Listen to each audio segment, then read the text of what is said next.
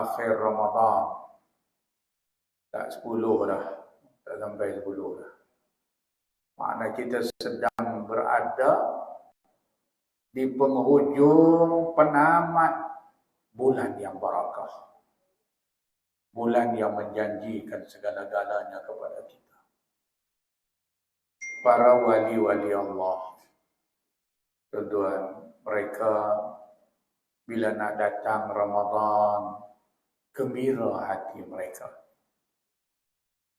Tapi bila Ramadan nak berakhir, sedih mereka, nak berpisah dengan Ramadan. Ini waliullah, nak mai Ramadan seronok, nak habis sedih. Mai satu jenis wali lagi dipanggil wali walqa. Nak mai Ramadan dia semok, dia sedih. Nak habis Ramadan dia seronok, pasal raya nak mai dah, puasa nak habis dah. Pasal kita tak faham.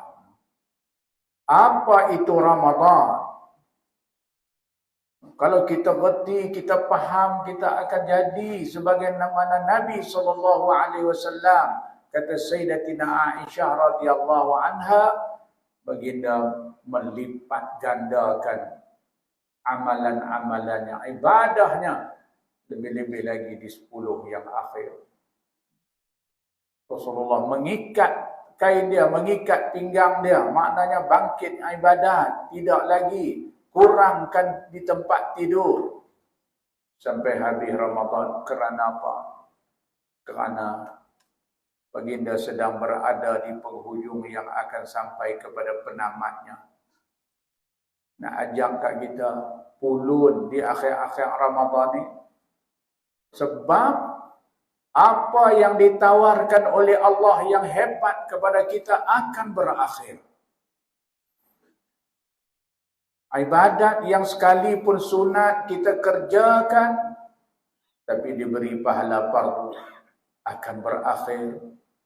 Bulan lain kita tak jumpa dah. Kita sembahyang tarawih, dapat pahala, sembahyang sunat, kita dapat pahala sebagaimana kita melakukan ibadah fardu. Ibadah fardu pula diganda sehingga 70 kali ganda.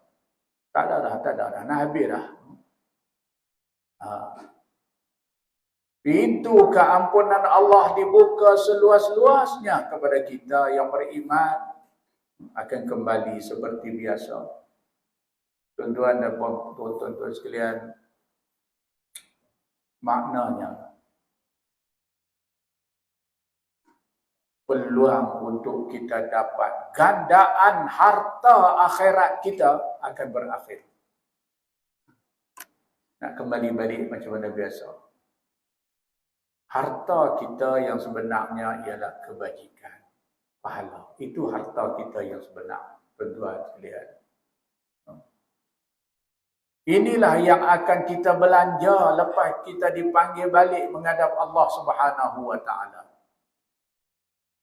Jangan kita sangka, kita kalau dah mati biar selesai masalah.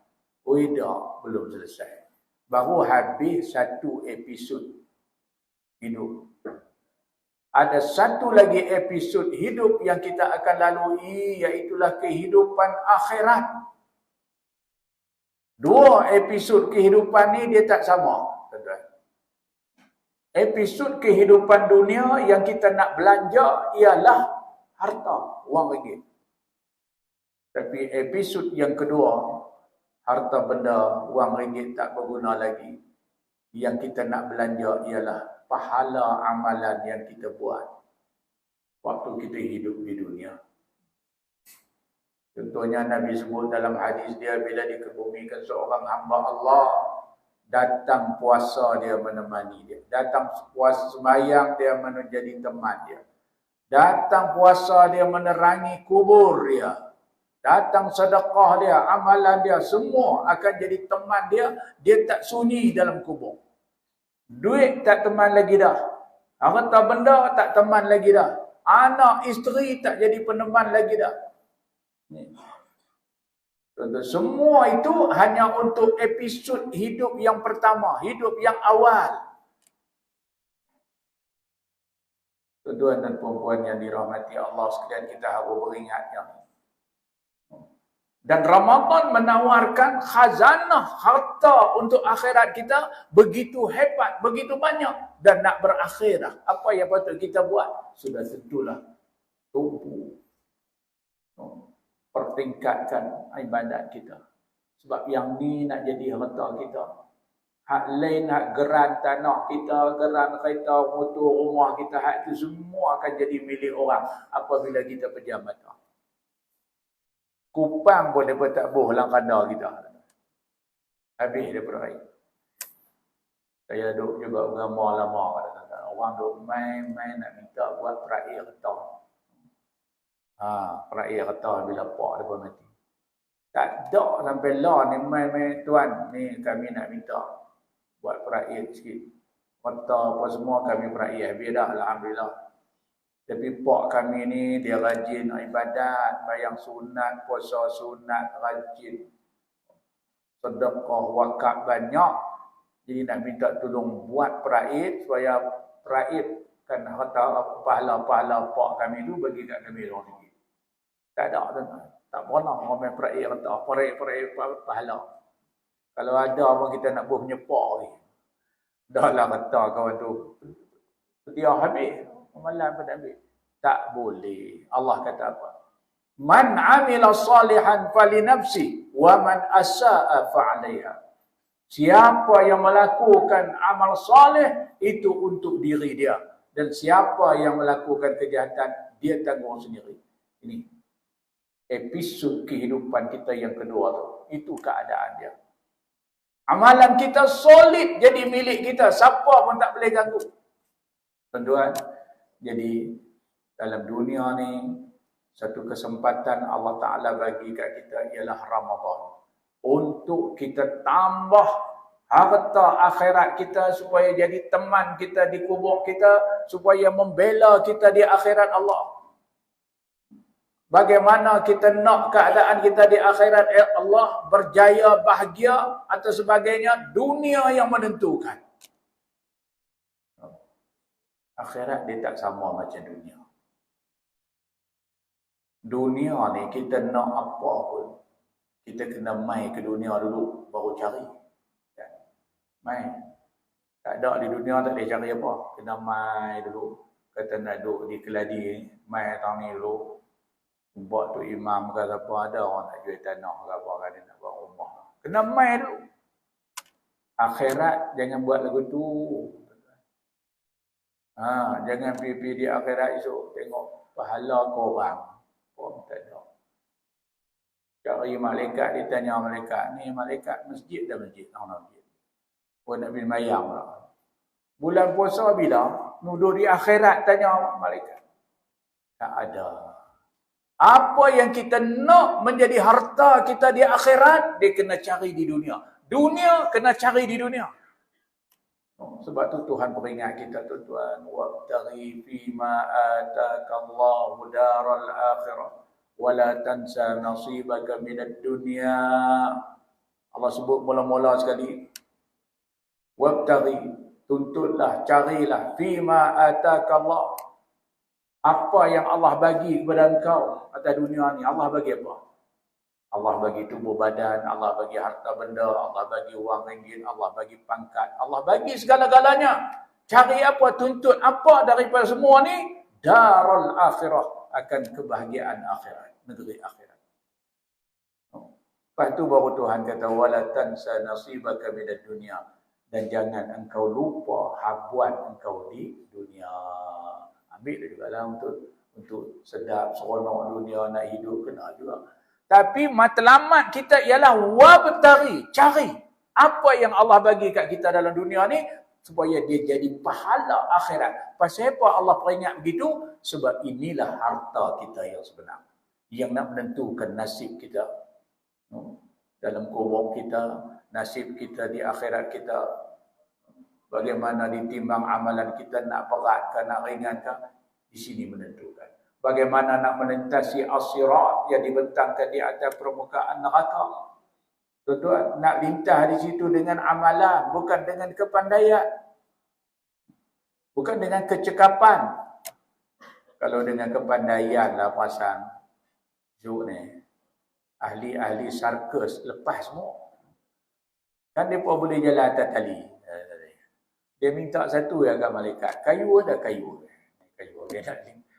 Bukan dengan kepandaian, tapi yang menentukan cara bagaimana kita lalu as-sirat ialah amalan kita waktu hidup di dunia. Ramadan menawarkan semua itu.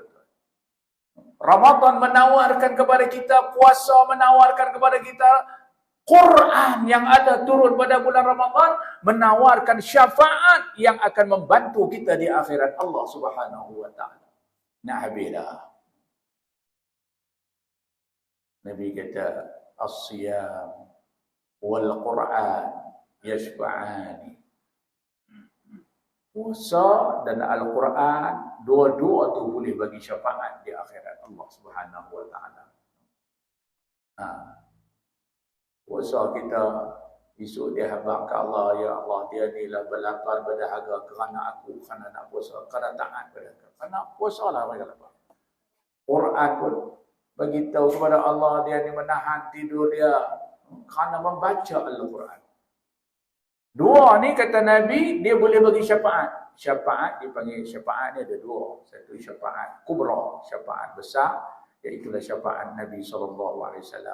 Yang kedua dipanggil syafaatus sughra, syafaat kecil. Ini banyak. Antaranya puasa Nabi kita. Kita dah puasa 30 hari. 30 ke 29 lah. Yang pun tak wani nak ulang tu. Kita tunggu saja. Tapi yang tetap telah ditetapkan raya 1 Syawal. Cuma berapa hari bulan ni tak tahu. Puasa dan Al-Quran yang diturunkan pada bulan Ramadan. Dua-dua ni esok boleh payung kita, boleh syafaat kita di akhirat Allah Subhanahu wa taala. Tinggal hanya 7 hari, lebih kurang 8 hari. Ramadan ini akan pergi.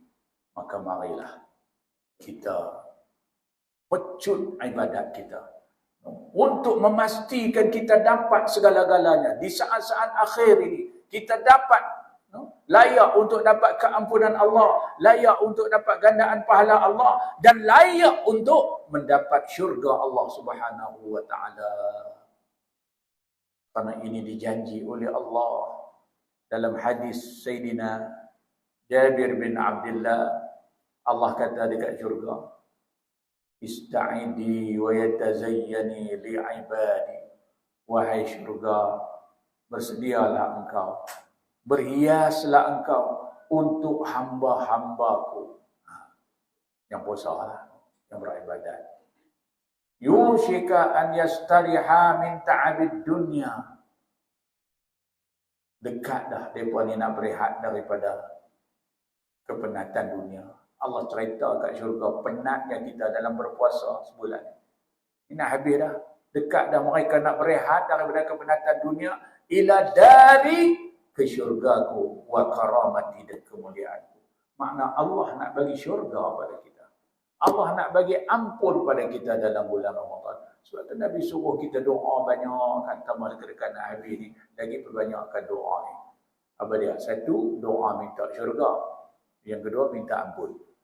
Allahumma inna nas'aluka ridhaka wal jannah wa na'udzubika min sakhatika wan nar. Ya Allah, ya Tuhan kami mohon padamu syurga dan jauhkanlah kami daripada neraka. Doa ni kita jadikan amalan. Lagi nak habis Ramadan ni, pengharapan kita kepada Allah supaya dosa kita diampunkan, biar lebih hebat Allah tengok menerusi ibadat kita, menerusi doa kita. Yang kedua, Nabi suruh kita doa, Allahumma innaka afuwun karimun tuhibbul afwa fa'fu anna wa an walidina wa an jami'al muslimin wal muslimat bi rahmatika ya arhamar rahimin. Doa ni ramai orang suka. Khususnya yang tak arti bahasa Arab. Dia suka doa ni. Pasal dia kata hak ujung tu kemas. Bi rahmatika ya. Mati pun kaya. Doa ni bagus. Saya mati pun kaya, bukan dekat hidup. Makna dia, Allah kata, Nabi kata, kita doa, Allahumma innaka afuun karimun. Ya Allah, ya Tuhan yang Maha Pengasih lagi Maha Mulia. Tuhibbul afwa, Allah yang suka memberi keampunan. Fa'fu anna, maka ampunilah kami. Wa an walidina, dan dua ibu bapa kami. Wa an jami'al muslimin wal muslimat bi rahmatika ya arhamar rahimin, dan seluruh kaum muslimin dan muslimat dengan rahmat Engkau ya Allah yang Maha Pengasih lagi Maha Penyayang. Bi rahmatika ya arhamar rahimin. Jadi tuan-tuan, tuntutlah syurga Allah lebih-lebih lagi di hujung Ramadan ini. Tuntutlah keampunan Allah sehingga sehabis mungkin, semaksimal mungkin. Permohonan kita, ibadat kita yang kita nak benda ni daripada Allah Subhanahu Wa Taala. Lebih-lebih lagi di hujung Ramadan ini, Rasulullah suruh kita cari, lebih diharapkan akan berlaku adanya Lailatul Qadar. Satu bulan yang cukup, satu malam yang cukup hebat. Lailatul Qadri khairun min alfi syahr. Malam Lailatul Qadar itu lebih baik daripada 1000 bulan.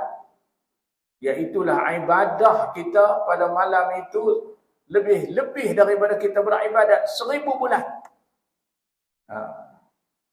1000 bulan tu ada 84 tahun ataupun 83 tahun. Untuk Imam Macam Khutbah tadi kata 83 tahun. Kuliah tu lah 83 tahun berapa bulan dah, dekat-dekat 84 tahun. Tuan-tuan, satu malam. Ini pemberian Allah yang hebat, gandaan untuk harta kita, untuk kita miliki, untuk kita bawa di akhirat. Siapa tak mau? Orang nak bagi bonus. Kalau apa-apa lain nak bagi berebut, tuan-tuan. Ni Allah nak bagi kepada kita. Kan?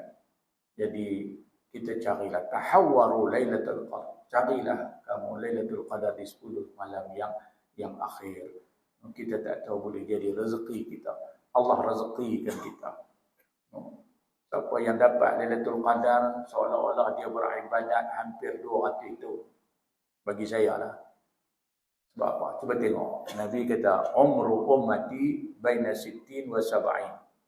Umur umat-umatku di antara 60 ke 70. Itu kebanyakan lah.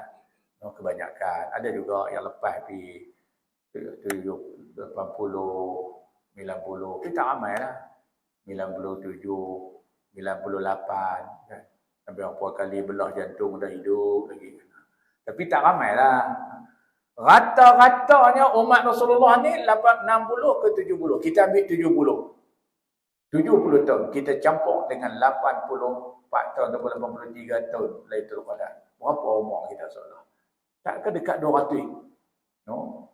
Rebut, rebut. Inilah yang akan membela kita. Inilah yang akan membahagia dan menggembirakan kita di fasa kehidupan yang kedua. Ataupun di episod baru kehidupan kita. Bila mati, dia mula episod baru. Hak inilah yang perlu segala-galanya ni. Sebab tu saya kata kita kena hambat, kita kena kejar, kita kena pecutan akhir. Semaksimal mungkin untuk buat apa juga kebaikan yang besar ataupun yang kecil. Orang kan tidur macam Nabi, banyak beribadat, mengharapkan Lailatul Qadar kerana Ramadan hampir pergi dan besar kemungkinannya Lailatul Qadar itu di 10 malam yang akhir. Bila habis Ramadan, marilah Syawal. Iaitulah satu hari yang disyariatkan oleh Allah untuk kita merayakan kejayaan kita. Dipanggil Yaumul Faizin, hari kejayaan. Berjaya apa? Kita berjaya melaksanakan perintah Allah. Melawan nafsu untuk mentaati Allah, berpuasa siang hari, beribadat malam hari. Maka disyariatkan kita berhari raya. Syariat tau, dia bukan adat. Bila syariat, dia terikat dengan hukum. Sebab tu kita tak boleh, kita ada beberapa budaya di Malaysia kita, di antaranya di Bali, Orang Ipat Coy, Hari Raya Aidilfitri. Ini adalah perayaan tradisi. Tak betul. Aidilfitri bukan tradisi, dia adalah syariat Allah Subhanahu Wa Taala. Sebab tu Apa hukum orang berpuasa pada 1 Syawal? Hukumnya haram. No? Haram. Sebab hari itu disyariatkan oleh Allah untuk berhari raya, makan, minum. Ada amalan sunat berhubung dengan hari raya. Mandi sunat. Makan sebelum kita keluar pergi masjid nak sembahyang raya, sunat makan dulu. Bagi raya Aidilfitri. Raya Aidiladha dah, lepas tu sembelih pun makan. Makanlah dulu ketupat sikit ke, kuih semperit, ketui ke apa. Sunat. Lepas tu ada sunat sembahyang raya. Ada sunat takbir. Ini adalah syariat. Jangan siapa-siapa pergi duk kata tradisi adat bukan. Marilah kita merayakan bersama-sama sebagai berkongsi kebudayaan. Dah. Raya adalah syariat. Ada nilai ibadah di situ. Kita meraihkan kejayaan kita. Berjaya apa? Berjaya kita mendidik diri kita menerusi Ramadan sebulan untuk kembali balik kepada fitrah, pada asal kita, iaitulah orang yang bertakwa kepada Allah Subhanahu wa taala. Kita ni asal kita pada fitrahnya, kita orang yang hebat di sisi Allah. Yakni merujuk zaman kita di alam roh. Bila kita berada di alam roh, Allah tanya kita semua, Alastu bi rabbikum? Tidakkah aku ni Tuhan kamu? Kita semua yang lahir mai ke dunia ni, semua jawab di sana, bala syahidna. Bahkan ya Allah, kami naik saksi, engkaulah Tuhan kami.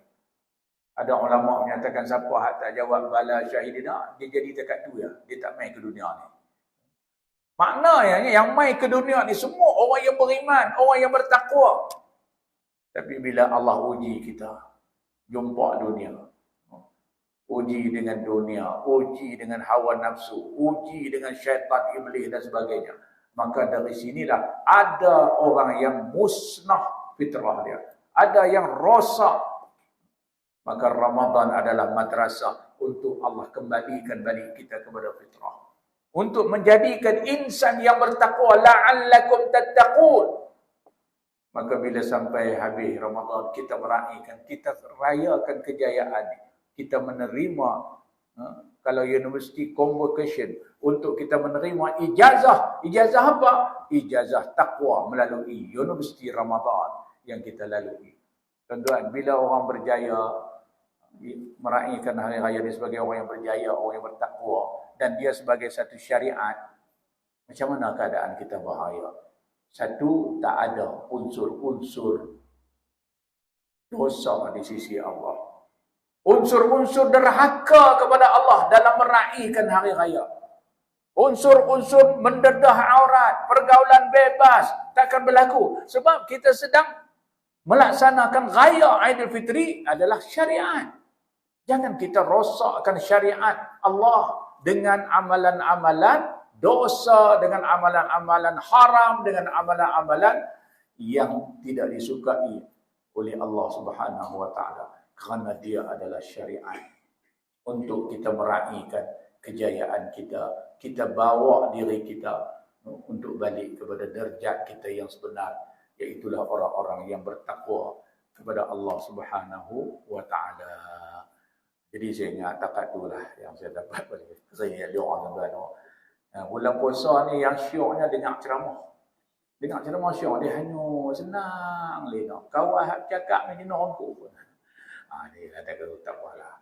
Kita ni yang pentingnya kita gunakan ruang ni untuk dapat duduk dalam majlis ilmu.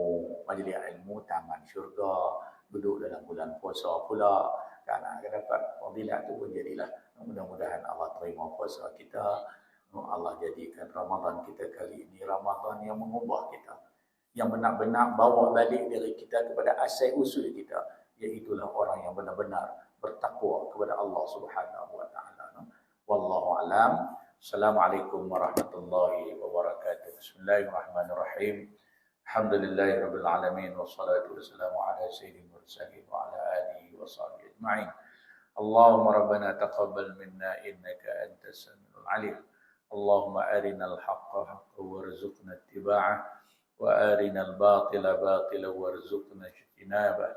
اللهم اجعلنا ممن يستمعون القول فيتبعون أحسنه. اللهم إنا نسألك رضاك والجنة ونعوذ بك من سخطك والنار. اللهم إنك عفو كريم تحب العفو فاعف عنا وعن والدينا وعن جميع المسلمين والمسلمات برحمتك يا أرحم الراحمين. والحمد لله رب العالمين. تقبل الله منكم.